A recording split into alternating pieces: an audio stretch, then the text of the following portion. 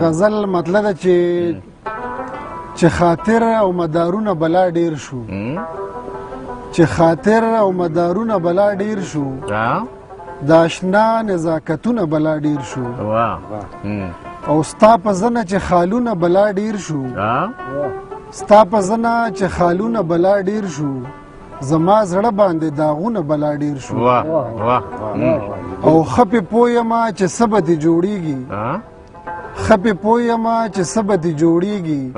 په سینه کې مې دردونه بلا ډیر شو او دا خسته خسته روحونه پکې کم شو دا خسته خسته روحونه پکې کم شو که خسته خسته مخونه بلا ډیر شو